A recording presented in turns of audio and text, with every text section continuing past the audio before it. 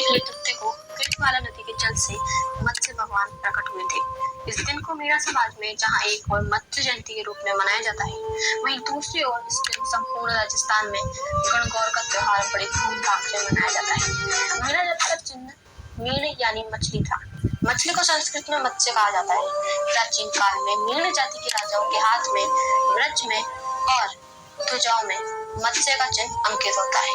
इसी कारण से प्राचीन काल में मीणा जाति को मत्स्य माना गया है। मीणा जाति के भाटों और सुजागों के अनुसार मीणा जाति में 12 पाल, 32 तड़ और 5248 गोत्र है, लेकिन आज भी सब मीणा एक है।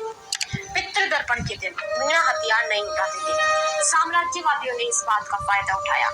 पितृदर्पण के दिन निहत्थे मीणाओं पर हमला करा और एक एक करके मीणाओं का शासक समाप्त कर दिया गया।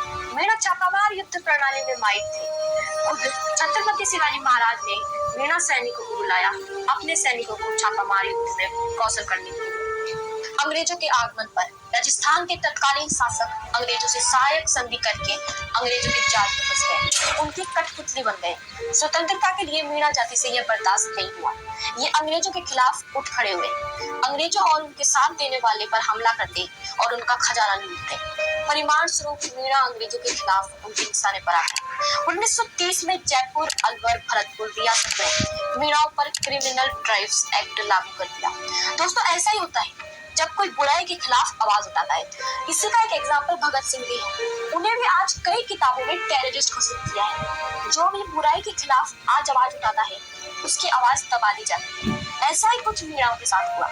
बच्चों के जन्म तक पुलिस स्टेशन में नाम लिखवाना पड़ता।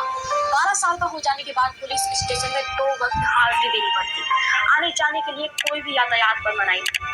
मीणा लोग कोई भी ऊंट, घोड़ा, गाड़ी इस्तेमाल नहीं कर सकते थे। अब आप अंदाजा लगा ही सकते हैं कि आदमी एक दिन में थाने में 2 बार हाजिरी देने जाया करे तो काम कब करेगा, पेट कैसे भरेगा। थाने के आसपास नहीं होते थे। 10 किलोमीटर से 15 किलोमीटर की दूरी पर थाने होते थे और पैदल जाना पड़ता था। अंग्रेजों का मीणाओं पर क्रिमिनल ट्राइब्स लागू करने का मकसद अपराध रोकना नहीं था। उनका मकसद उनके खिलाफ आवाज उठाने वाली जाति को कष्ट देना था, ताकि वो आवाज नहीं उठा सके। जब महाराणा प्रताप अकेले पड़ गए जलालुद्दीन मोहम्मद अकबर के खिलाफ, तब उनके किसी भी भाई ने, किसी भी राजा ने उनका साथ नहीं दिया।